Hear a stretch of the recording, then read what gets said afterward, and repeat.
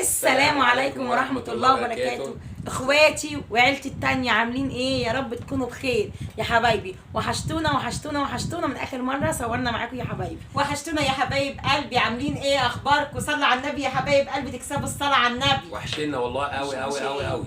ام زياد طبعا غنى عن التعريف. طبعا يا حبايبي وحشتوني وحشتوني. اختي وحبيبتي والتوأم بتاعي يا حبايبي، يا رب ما يوريني حاجة وحشة فيها ابدا. التوأمان ابراهيم هي اكبر وحسين بسنة يعني، بس اكننا توأمان والله. ويا رب ينور لها نظرها يا حبايبي. ادعوا لها في الكومنتات يا اخواتي، ربنا يخليها ليا يا رب ويخلي كل اختي حبايبي. معلش احنا طالعين النهارده عشان نتكلم معاكم في موضوع ناس كتير برضه قالوا لنا عليه، فاحنا برضه بنحاول نشوف المواضيع اللي هم ايه المتابعين بتوعنا بيقولوها لنا، والمتابعين والناس اللي هم اللي حوالينا على راسنا، اللي هو موضوع الام.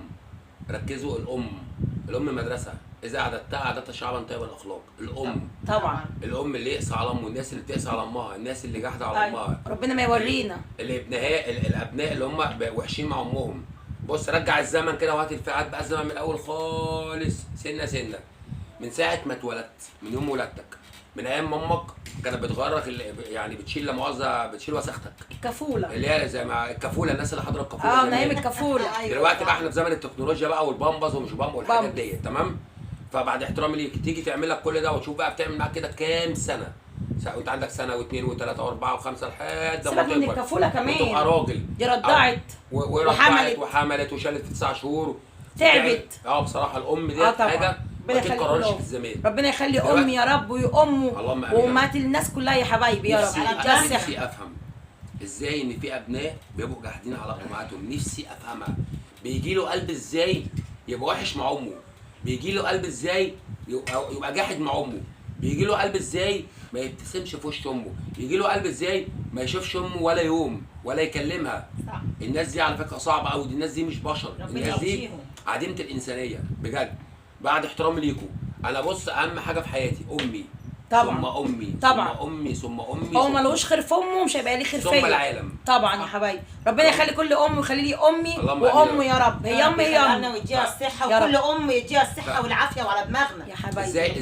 ازاي بتسمح لنفسك تشوف دمعه في عين امك؟ ازاي بتسمح لنفسك تقهرها؟ ازاي تحزنها بسبب اي حد في الدنيا؟ بسبب اذا كان بسبب مراتك، اذا كان بسبب حد اصحابك، اي حاجه في الدنيا. أيوة. مفيش حاجه مستاهله، مفيش حد هيعيش لك في الحياه ولا يبقى عليك في الحياه غير امك. طبعا امك تدعي عليك ومن جوه قلبها تقول لك بعد الشر. طبعا والام كده، يعني الام تقول لك روحي يا وكذا، وتلاقي اصلا سبحان الله هي من جواها تقول لك بعد الشر، عشان هي الام. بس العيال ما بيحسوش بقى. لا يعني اذا كان اخ لينا هنا او اخت، يعني بعد الشر على الناس كلها، في ناس ما بتحسش باهاليها يا حبايبي والله. مش بني ادمين والله العظيم يا اخواتي، في ناس ما بتحسش باهاليها. مش بني ادمين والله. لا بعد الشر علينا كلنا، ويخلي كل ام يا حبايبي ليك، ويخلي كل اب كلنا يا رب كده ان شاء الله. الام تحت رجليها الجنه والله. طبعا. احنا بنحاول نرضيهم على قد ما نقدر. حتى لو بصوا باقل حاجه، مهما كبرت الام باقل حاجه بتتراضى. والله الام بتفرح باقل حاجه فعلا. طبعا. والله العظيم باقل حاجه. طبعا. عارف لو انت معاك مليون جنيه وجيت جبت لها حاجه ب5 جنيه بس، بربع جنيه، كفايه ان انت قدرتها. بس التقدير ان انت افتكرتها وان انت حسيتها، ان انت حسيت روحها واحساسها.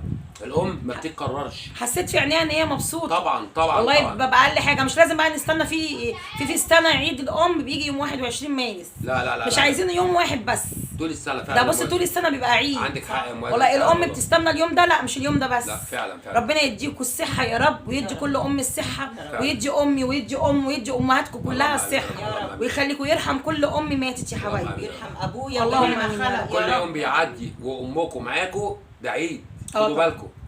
والناس اللي تعرف كده، الناس اللي امهاتها متوفيه، خد بالك حتى لو امه متوفيه، انت لو ليك اخت كبيره لازم تعتبرها امك. طبعا. يعني فاهم، اختك الكبيره حنينه عليك لازم تبقى امك. صح طبعا، عشان الحياه تمشي، عشان الحياه تكمل. ما تعملوش حاجه وتندموا عليها بعد كده. معلش بعد احترامي ليك، الوقت الام دعوتها بتوديك في حته ثانيه خالص عشان تبقى انتوا عارفين. وحتى الام اي ام، ربنا يخلينا امهاتنا كلها يا رب يا رب. لما الام بتموت ربنا بيبعت ملك من السماء، بيبعته لاولادها يقول لها بني ادم اليوم ماتت التي كنت اكرمك من اجلها، ولم اكرمك بعد الا من اجل عملك. طبعا. يعني مش هتتكرم بعد كده الا عملك. ليه؟ تبقى انت ماشي هيحصل لك نصيبه وهيحصل لك كارثه، تلاقي امك سبحان الله قاعده في البيت تقول لك يا رب يا رب يستر عليك، صح. ربنا يخليك، يا رب يحصل. تيجي تبص تلاقي يبقى انت تقع في الكارثه، تلاقي بسبب دعوه امك ربنا سترها معاك. ربنا استرها معاك. طبعا. تمام. ربنا يسترها معانا جميعا يا رب ومعاكم يا يا رب، ونلاقي كل ام حنينه على عيالها ربنا يراضيها يا رب.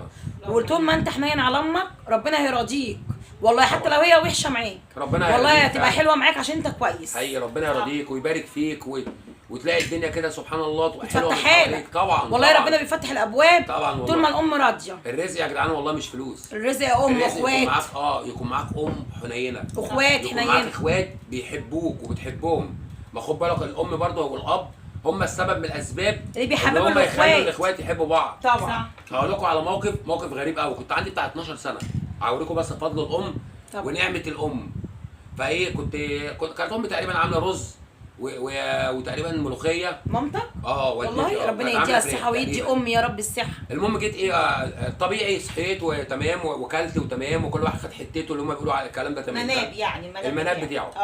ونزلت رحت لعبت كوره وبعد كده رجعت قلت لها يا امي انا جعان. قالت لي عيني يا ابني حاضر. يا عيني. قامت قايمه قامت حاطه لي الرز وحطيت لي الملوخيه والمخلل وكل حاجه تمام. طبعا انا ببص بالصدفه يعني فلقيت حته ورك كده تقريبا في الحله. ما انت اكلت بقى. فجاي بقول لها ما تجيبي ياما حته الورك ده. عارف ردت عليا قالت لي ايه؟ والله العظيم ما هنسى الرد ده في حياتي. والله العظيم. قالت لي يعني انت اخوك ما كلش، يعني انا اديك واخوك ما ياكلش؟ طبعا دي الأم. حرام. والله دي العظيم الام. 3 عمري ما هنسى الله. دي الام اللي ما بتفرقش يا حبايبي. كده امي ما بتفرقش. لا زي طبعا. ما انا خدت اخويا ياخد. طبعا. قالت لي مش انت يا حبيبي دقت منها وكلتها؟ مش لازم اخوك ياخدها؟ عشان كده الحمد لله زرعت جوانا الحنيه، دي الحنيه الحقيقيه يا حبيبي. زرعت جوانا الطيبه، طبعا. زرعت جوانا ان احنا بجد نحب بعض من قلبنا، الحمد لله. نخاف على بعضنا من قلبنا، ما نقساش على بعضينا ايوه طبعا. عشان الحمد لله. ما احنا نقسى على بعض. امال الغريب يعمل فينا ايه؟ طبعا يا حبايبي طبعا. اما انت تكره امك وتقسى امك، امال هتتعامل مع البشريه اللي بره ازاي؟ مش هي هيبقى عنده البركه قلب. بتاعت الدنيا بجد. كلها والله يا حبايبي، هي البركه. اما انت احساسك ومشاعرك ما تهزش من ناحيه امك، امال هتتهز للناس ازاي؟ ده انت كده يبقى خلاص بني ادم مفيش عنده شعور اصلا منزوع بالاحساس. طبعا. يبقى ما كده. عندوش شعور اصلا بالاحساس ربنا خلاص. يخلي من كل جوع ام الرحمة. حنينه وكل اخت اللهم حنينه آمين يا وكل رب. اللهم اخ. امين يا رب. ربنا يديهم يا الصحه رب والعافيه إخواتي. يا حبايب قلبي. يا رب. اللهم واحنا مش آمين. عايزين مش نطول عايزين نطول عليكم. عليكم. احنا ما بنقولش الكلام ده من نفسنا يا اخواتي. لا، انا لا. ناس كتير جدا قالت طبعا. لنا اتكلموا دي- واعملوا حوار عن الام، لان في ناس كتير مزعله امهاتها.